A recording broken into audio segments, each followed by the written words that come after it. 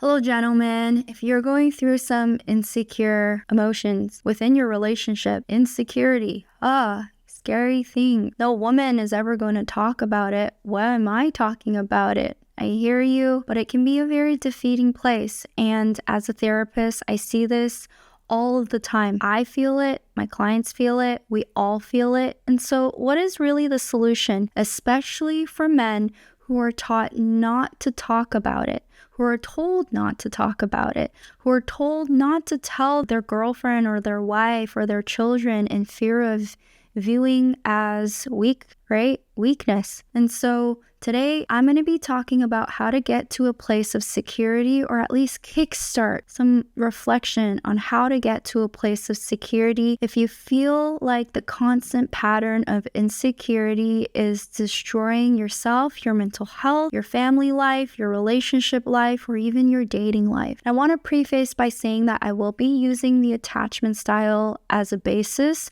but it is not what you think it is. I'm going to tell you how it's misused and where it can be used productively. However, though, you've probably heard of attachment styles a lot, and if you haven't already, please go and do a quick search on ChatGPT. However, though, if you have heard of attachment styles, you probably heard of anxious, avoidant, and the less popular ones are disorganized and secure. It's honestly become a little bit of a buzzword in our popular culture nowadays, and I see a lot of my clients labeling themselves or their exes or their partners as avoidant or anxious. And I want to tell you the truth. Attachment theory used these couple of years in modern society is more like an astrology than psychology, because if I want you to get anything out of today's video, it's that attachment theory is not your problem. It's not the only problem. It's not something that you cannot solve. Attachment theory is not the problem within your relationship. Attachment theory isn't something that you can't solve within your partner, but it's how we're choosing to use it. Hello, everyone. My name is Christy. I'm a therapist and a relationship coach. If you're old here, welcome back. Please do me a favor and hit that like button and subscribe button. And if you're new here, welcome.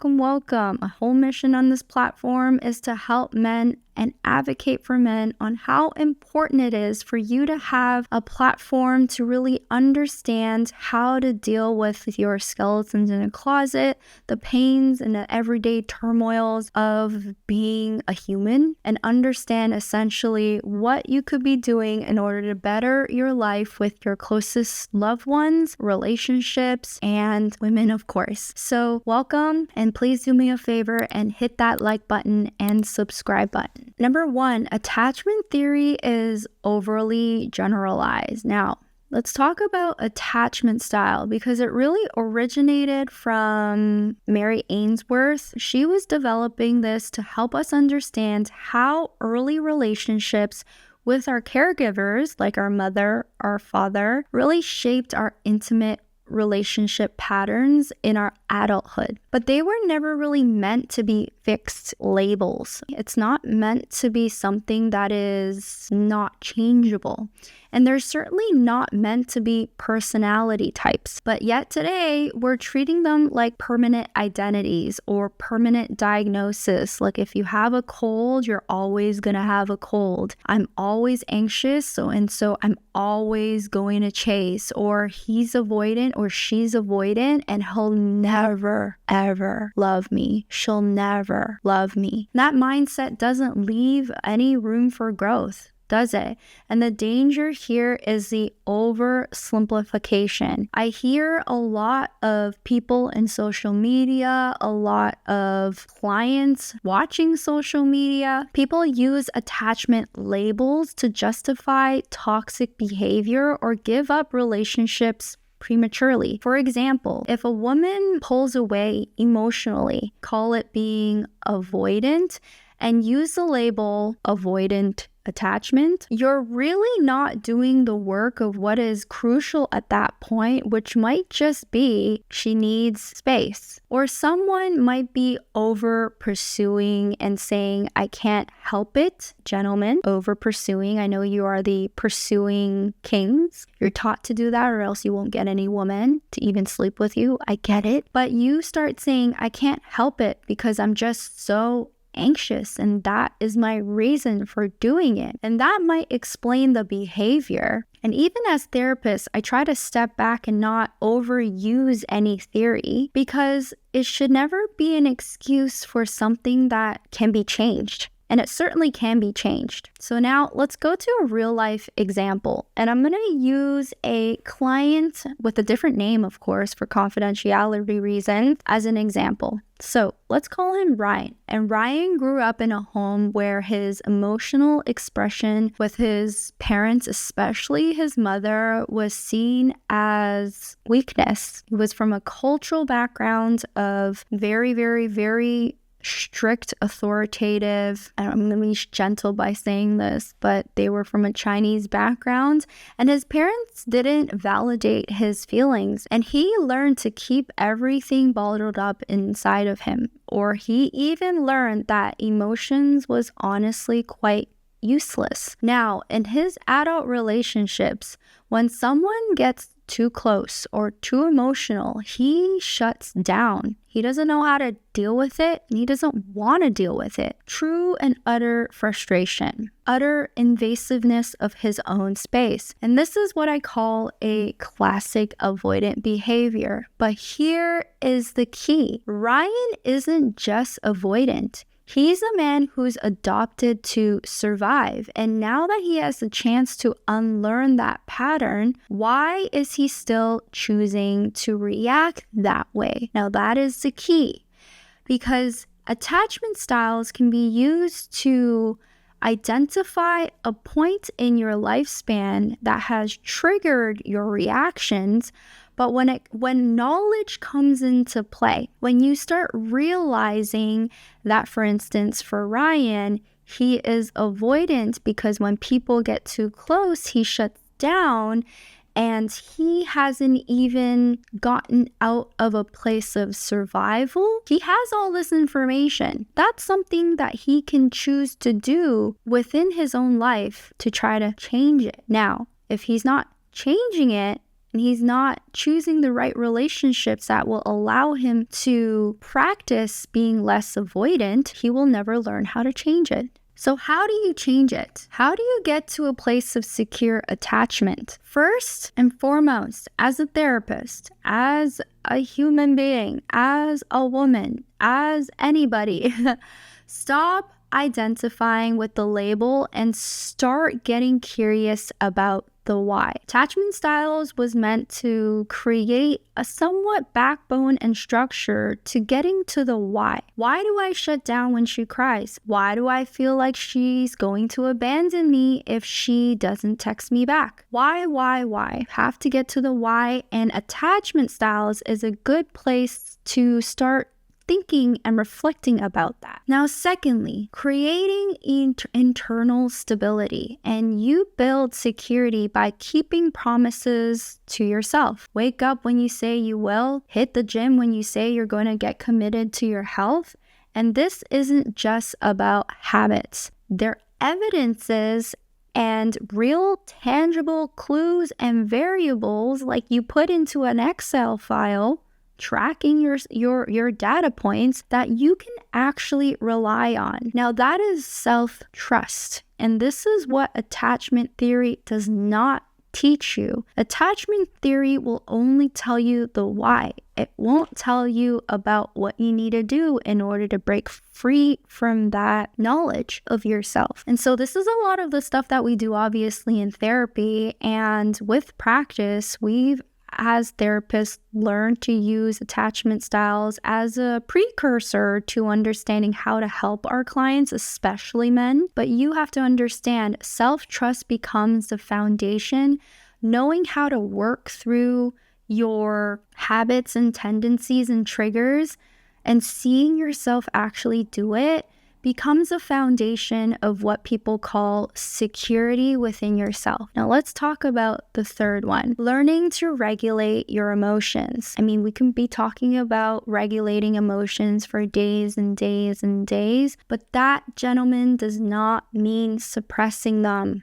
And I have to yell this out loud. It means you're noticing when your chest tightens, your body is tightening up, your jaw is locking up, and you're choosing to breathe hard instead of actually stopping the breathing, thinking, and then reacting. But you're choosing actually to breathe hard. When you're breathing hard, you're reacting during that breath of hard breathing. And this probably works really well for NBA players, right? This sense of urgency, this sense of reaction. This works well with football players.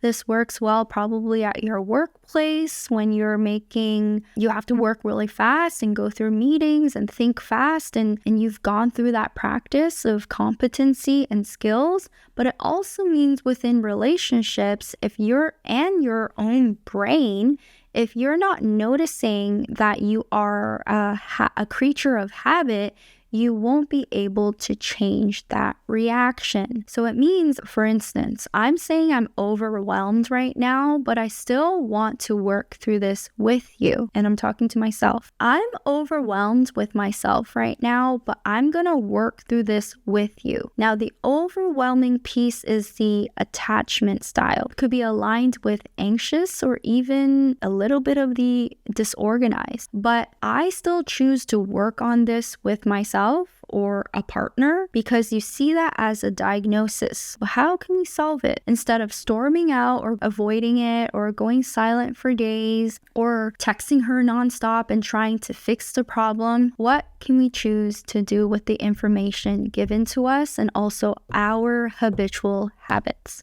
Acknowledging trauma is key. And let's not skip the most important piece, which is acknowledging where your triggers and your attachment style came from. Now, this is a lot of what we do with our clients. It's not just trauma-based work, but really peeling back the onions and finding those times in which you believe is the most impactful piece to why you react that way. And that's where the label is actually useful, but you can't heal from what you won't want to face. If you don't even want to go back in time, you're going to be stuck in it over and over again. For instance, that moment when your mom turned your back on you when you cried, and you cried and cried and cried yourself to bed, or your dad never asked you how you were feeling after he told you to cut the grass and shovel the snow. I mean, you can't cut grass and shovel snow at the same time, but I think you know what I mean.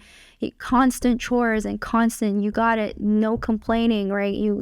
Be a man, right? All of those moments, if you don't peel back the onions, the healing isn't about blaming your parents. It's about finding the spot in which triggered your reactions and your perception of the world and your perception of yourself. Because those moments don't just disappear. They live in your body and they show up in your relationships. And so healing isn't about blaming your partner or blaming your mom or blaming yourself forever for not being able to detach from your reactions. It's about understanding where your patterns were and also understanding that your patterns were an adaptation to your environment when you were a child, and you were doing the best that you can given the tools that you actually had as a child. And so detaching from the meaning and understanding you need to gain those tools to relearn what you didn't as a child is the key to actually being more secure within yourself and your relationship. And now as an adult, get to learn the new tools. And obviously, I love learning new tools. I love teaching new tools. I love finding subjective tools for each client that works for them. So if you're interested, you can feel free to click the link in my bio and book a call with us. We can discuss how therapy may look for you. Okay, if you want to work with us. So click the link in below if you're interested. Now, let's say you've noticed where your attachment styles are coming from. You've done some of the self-work that you need to do in order to try to practice to come out